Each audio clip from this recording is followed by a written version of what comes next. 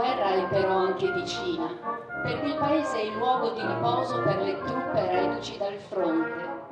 Dopo ogni battaglia per le sue strade transitano i feriti, i prigionieri, i soldati deferiti ai tribunali militari. Alla sera le osterie rigurgitano di soldati, mentre i civili devono rientrare a casa nell'ora di Cadorna, le 21:30 in cui scatta il coprifuoco. Di tutto questo ed altro ancora Guido de Savognani ci racconta nel suo diario.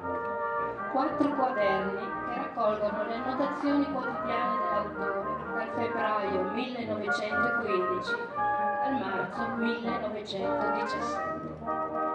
Quello di Guido de Savognani è un diario, nel senso classico del termine, solamente nella prima parte, quella dedicata ai 2 mesi di vita militare trascorsi a Lubiana, dal febbraio all'aprile 1915, quando, per un'otite cronica, viene dichiarato inabile alle armi e rimandato a casa fino al dicembre 1915.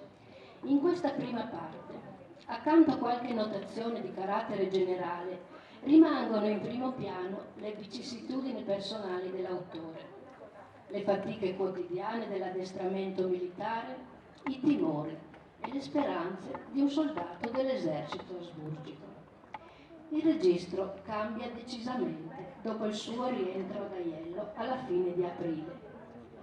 Guido ci dice ben poco di sé e dei suoi familiari e si fa testimone non solo delle vicende del paese, ma più in generale della vita nelle retrovie.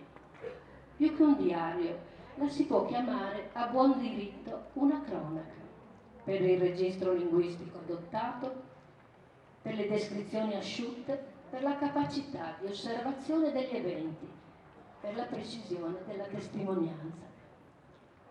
Un uomo che guarda la guerra dalla finestra di un granaio, che giorno dopo giorno annota ciò che scorge dal suo osservatorio personale, senza poter influire minimamente sul corso degli eventi. E di essere spettatore, Guido de Savognani aveva piena consapevolezza, come traspare dalle sue stesse righe, fin da quando descrive il passaggio delle truppe attraverso il paese nei primi giorni di guerra. Dal mese di luglio, quando l'Austria-Ungheria dichiara guerra alla Serbia, tutti gli uomini validi vengono richiamati sotto le armi. Guido parte il 15 febbraio 1915. A casa lascia la sposa Maria Miceu nell'attesa di una creatura. E qui inizia il suo racconto.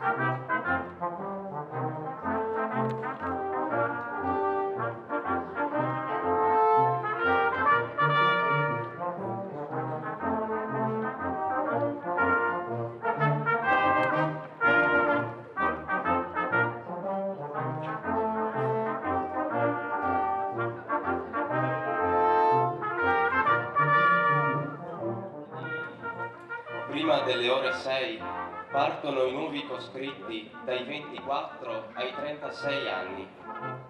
Il fante comunale Francesco Zittion è già stato 2 volte a vedere se sono partito. Forse credeva che diserti, povero uomo. Alle ore 6:30 parto da qui, con pioggia di rotta. Quanto mi fu doloroso il distacco da tutti. A Cervignano era una gran confusione di centinaia di richiamati friulani. Viaggiamo abbastanza bene fino a Monfalcone. Qui, cambiato treno, andiamo verso Nabresina. Finalmente, alle ore 4, siamo giunti a Lubiana. tenendoci indietro, siamo sfuggiti alla pattuglia militare che venne ad ossequiarci.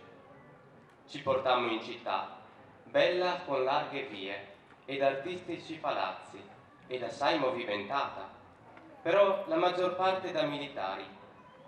Peccato che si parla una lingua poco gradevole. Prendiamo stanza all'Hotel Elephant e poi ci siamo incontrati con molti friulani ed aiellesi, Cornelio, Pietro Bois.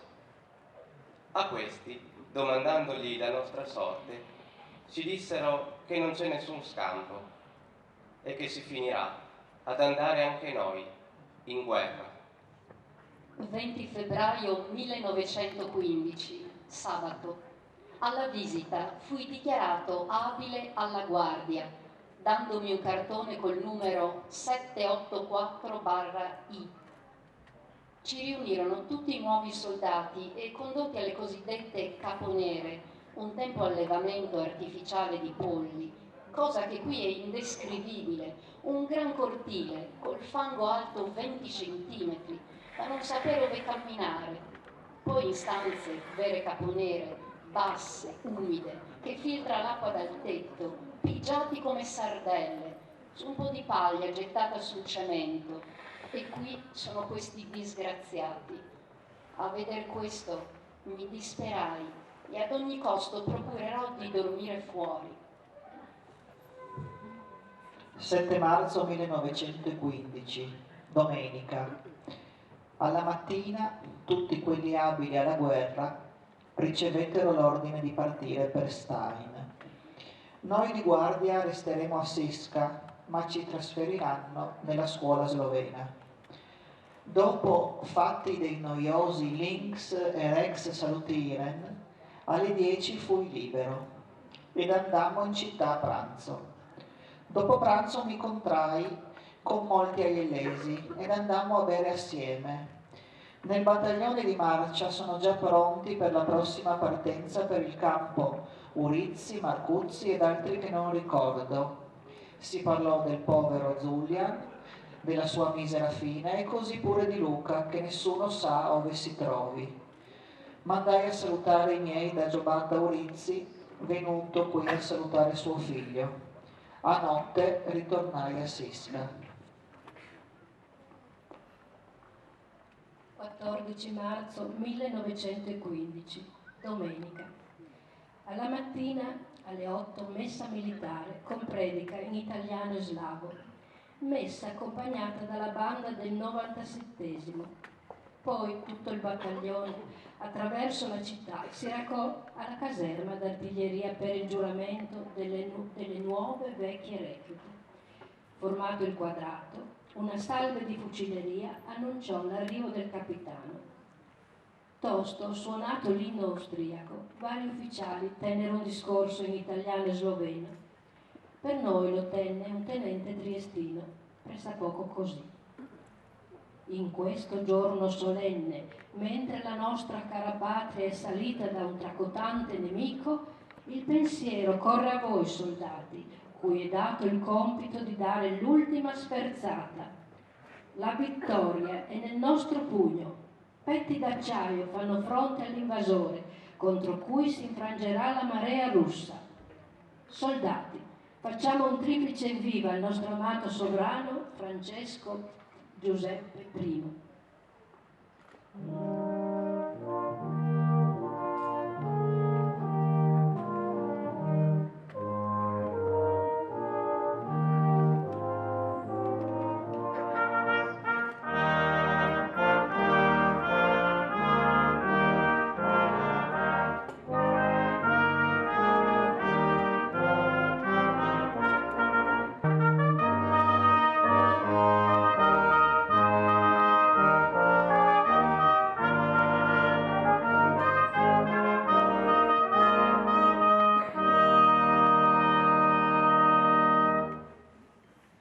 26 aprile 1915, lunedì.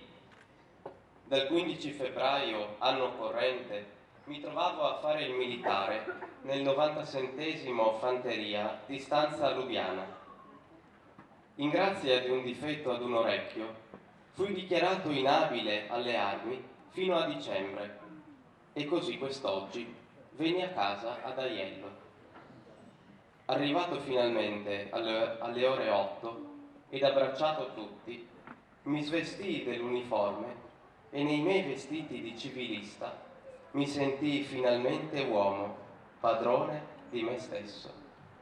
13 maggio 1915, giovedì, festa dell'Ascensione. Ordine telegrafico di mandar via le liste di tutti gli uomini dai 18 ai 50 anni che non sono stati dichiarati ancora idonei. 14 maggio 1915, venerdì. Oggi altro ordine di presentarsi. Domani di nuovo alla visita. Quelli dai 24 ai 36 anni e che furono ultimamente riformati. Si vocifera che le condizioni siano migliorate, causa la caduta del ministero Salambra, favorevole questi ad una guerra contro l'Austria. 17 maggio 1915, lunedì. Fiera mensile con poco concorso di gente. Sul mercato molti buoi e molte galline che si comprano molto a buon prezzo perché le vendono per paura da italiani e così le babe se ne approfittano. Furono comprati per conto del militare oltre 60 paia di buoi per un valore di circa 150.000 corone. Verso sera, nel lontano firmamento, si vide un aeroplano italiano in esplorazione. Giunse fino sopra Cervignano. Molti commenti e molta rabbia. 23 maggio 1915, domenica, prima di Pentecoste. Il parroco Don Giuseppe Calligaris, alla messa, tenne una predica, ove avvertì che in caso di un'occupazione da parte di truppe estere, la popolazione tenga un contegno calmo e dignitoso, però non era il caso di allarmarsi, perché pare che la situazione fosse migliorata, così il parroco. Fuori tutti commentavano e si diceva che a Visco, finanza e gendarmeria fossero ritornati al loro posto. Più tardi si seppe che alla gran seduta del Senato italiano la maggioranza dei senatori votarono per la guerra contro l'Austria. Dopo mezzodì, in compagnia di 7 signori, ci recammo in bicicletta a San Vito. Qui si fece una merendina di salame e polenta e dopo aver chiacchierato sulla politica odierna andammo a Visco. Qui scesi nell'osteria di Enrico Malacrea, appena presa la birra, si udì l'emozionante notizia che fra l'Austria e l'Italia è stata dichiarata la guerra e si vide la finanza coi registri che si ritirava dal confine. In tutta fretta inforcammo la bicicletta e via per Ioannitz. Vicino al paese si dovette proseguire per i campi perché la strada era barricata, dai pioppi tagliati e messi per traverso. Per un sentiero di campagna arrivammo finalmente in paese. Qui era una gran confusione. Tutta Aiello era per piazze e contrade. Alle ore 8 venne l'ultimo telegramma, avvertendo la posta di interrompere tutte le comunicazioni e partire immediatamente. Con una carrozza, la signora Amalia e Checchi Ponton si fecero condurre fino al ponte di Versa e poi proseguirono a piedi fino a destinazione.